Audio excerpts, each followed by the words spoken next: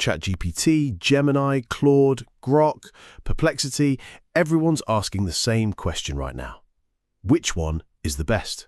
And honestly, that's the wrong question. I've watched video after video ranking these models, telling you use Claude for coding, use Perplexity for research, use Gemini for images. And look, they're not wrong, but they're all missing something much bigger. The best way to work with AI isn't picking a winner, it's running them together. And I'm going to show you exactly what that looks like. I have a real decision in front of me. Should I make a career change after 10 years? Go all in or transition gradually? Here's what most people do. Ask one AI, get one answer, maybe one or two follow-up questions, and call it a day. But when you ask one AI a question, you get one perspective, one mental model, one set of blind spots. This isn't a question with one right answer. It's a question where the quality of the thinking matters more than the answer itself. So I'm going to do something different. I'm going to ask 5 models the exact same question in the same workspace without them seeing each other's answers. Think of it like putting 5 advisors in a room. Same brief, completely different takes. And what happened next is why I think most people are using AI completely wrong. I'm in CharmIQ. This is where I do all my work now, because it lets me run every major AI model in one place without switching tabs or losing context. Let me open a new workspace. I'll call it How to Truly Work with AI. And right here, I type my question. I'm going to use the all-purpose charm. That's my AI assistant.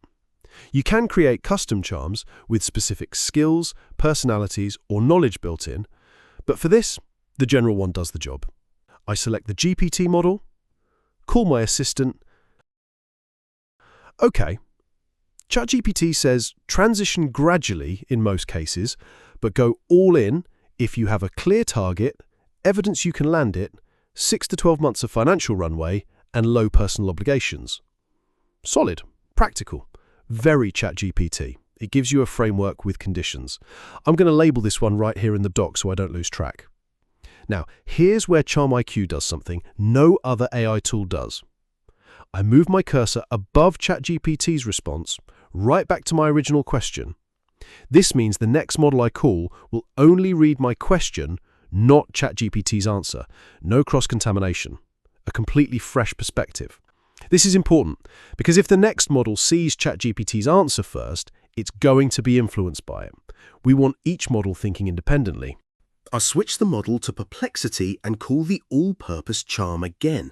Perplexity goes gradual, and it also services citations, links I can actually check. It's telling me AI roles evolve 66% faster than other fields, and gradual transitions with part-time learning outperform hard pivots. Very research forward, very Perplexity. I label it, move the cursor back up, and keep going. Gemini. Gradual, but with a twist. It calls it a parallel pivot. Run both parts simultaneously until the new one is viable. It even gives me a trigger, 50% income replacement or 9 months of savings before you resign. Claude. This one surprised me. It said neither. It said the question itself is wrong. And what actually matters is 3 variables: financial runway, skill transferability, and whether your target field is even accessible to outsiders. That last one, field accessibility, almost nobody talks about that. See, each model is giving me a different perspective, not just different wording, different thinking. Grok, gradual with clear milestones, straightforward. One thing worth knowing, in CharmIQ, you can name your all-purpose charm for each model, one setting, and it remembers forever. So if you work with Grok often, you can have a Grok assistant ready to go. I'm not doing that in this demo, but it's there. Now I have 5 answers, 5 different minds on the same question. Let me ask the AI to compile everything into a comparison table so I can see the full picture at once. 5 models, 1 document. I didn't open a single new tab. Next, I want to build a plan based on all of this. But before I do, there's one step most people skip, and it's the most important one. Every time you send a message, the AI doesn't just read your latest question, it reads the entire conversation, every message, every response from the beginning. That's how it maintains context. But as the conversation grows, so does the noise, a wrong assumption from early on, an irrelevant detail you forgot about, a response that went sideways. It's all still there, and the AI is reading all of it every single time. The output gets worse quietly, invisibly, until you wonder why the AI suddenly stopped being useful. That's context rot. Since you can't touch the chat history, the only fix most tools give you is to start a new chat, which means losing everything, the good context along with the bad. Charm IQ works differently. Instead of a conversation you can't touch, you have a document you can edit. I can strike through what doesn't apply, highlight what does, and leave comments exactly where the content is, not buried at the bottom of a chat trying to describe something 100 lines up. I'm shaping what the AI reads before it answers. That's not a small feature. That's a completely different kind of control and a fundamentally different relationship with AI. So let's do it. Grok said, set clear milestones. I'm removing this. What does a milestone even look like here? Without a real trigger condition, that's just good luck out there. Claude's point about field accessibility, I'm highlighting this. Some fields are closed shops. You can't just walk in. That's a real factor most people don't think about. Gemini's trigger, 50% income replacement or 9 months savings. It sounds clean on paper, but who actually hits exactly 50%? Life doesn't pause while you wait for the math to work out, right? Perplexity's stat about AI roles evolving 66% faster, this is a good example of why this step matters.